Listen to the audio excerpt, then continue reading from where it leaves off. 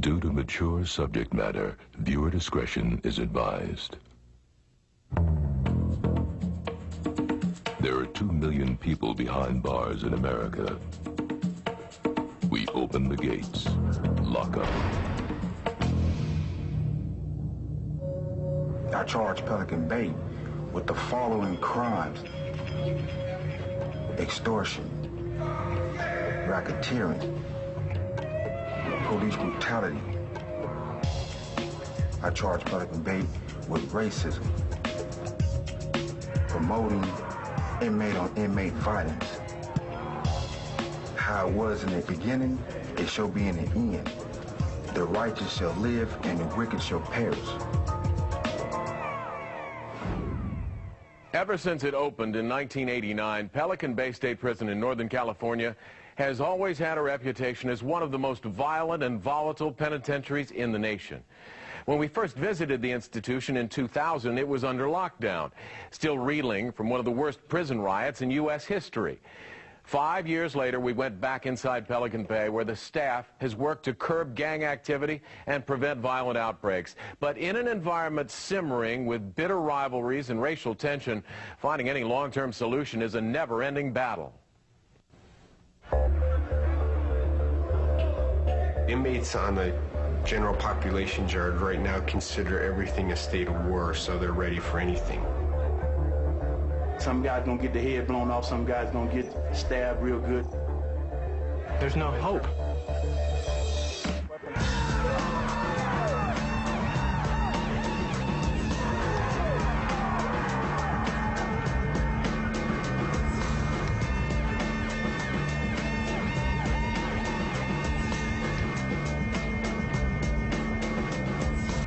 We're in the new Alcatraz. Isolated along the remote northern coastline, some 300 miles north of San Francisco, there is a small community besieged by violence, incinerated by racial hatred.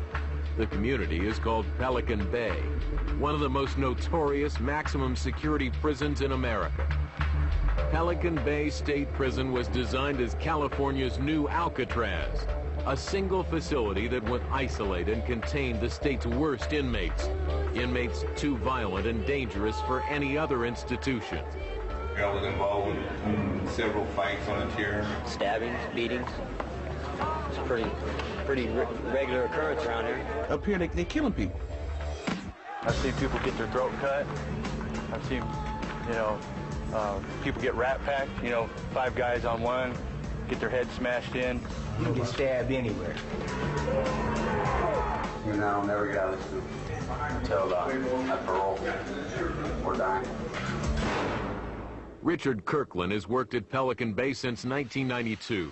In 2004, he became warden of the prison. We have approximately, in any year, particularly over the last several years, somewhere between 700 and 800 reportable incidents.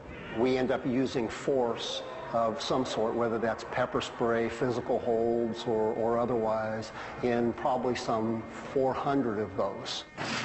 Inmates are assigned points based on the severity of their crimes and propensity to inflict violence on other inmates and staff. Pelican Bay houses level 4 inmates, including some of the most violent offenders in the state's correctional system. Pelican Bay does have a high quantity of very assaultive inmates. Due to our mission at Pelican Bay, we're tasked with housing the worst inmates in the state of California. We house inmates that had problems programming in other institutions. They have disciplinaries, staff assaults, inmate assaults, conspiracy to commit assault, drug trafficking, you name it, and then we get them. Pelican Bay houses the most dangerous individuals in the state. Yet the majority of the violence that occurs here can be attributed to a predatory phenomenon that permeates California's entire correctional system, the prison gang.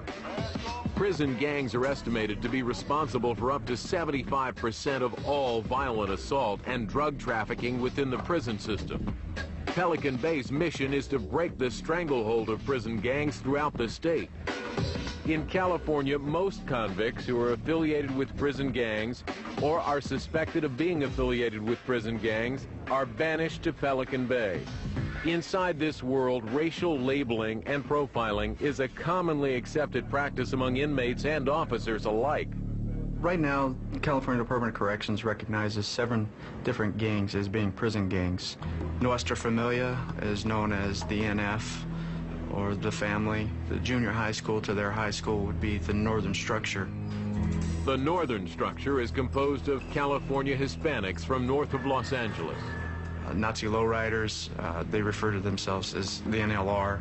The Nazi Lowriders is a white supremacist gang formed in the 60s. Membership can only be achieved by killing someone, and death is the only way out.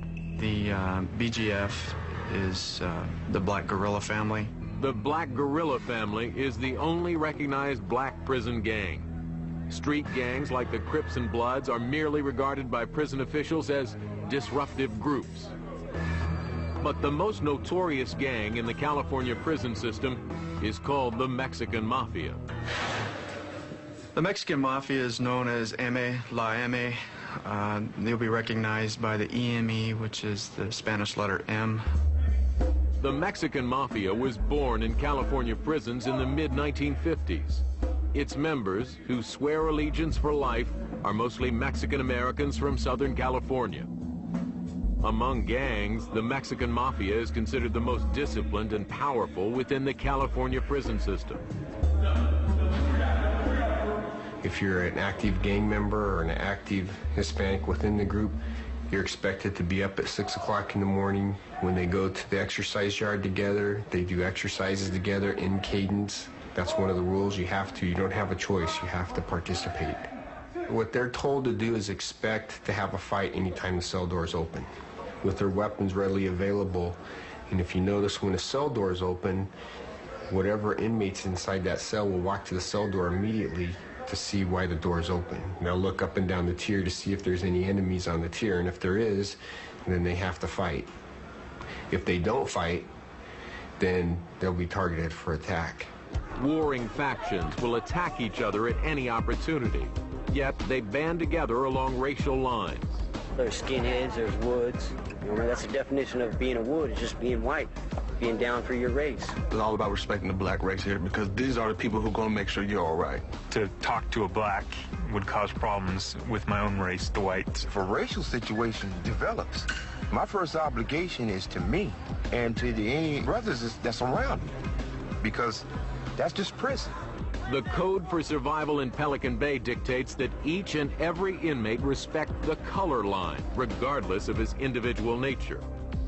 I grew up totally colorblind, so it's a big adjustment, you know, but that's just how it is. Well, I've never been a racist person, and I will never be a racist person. But there are realities in each environment that dictate its own response, whether we like it or not. In a violent institution, I have to find a way to shelter myself from that violence or respond to it when it becomes necessary. Not because it's my mentality, but it's necessary to survive.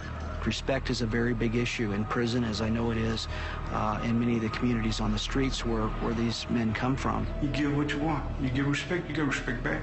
You can say the wrong word and that can start a whole big melee.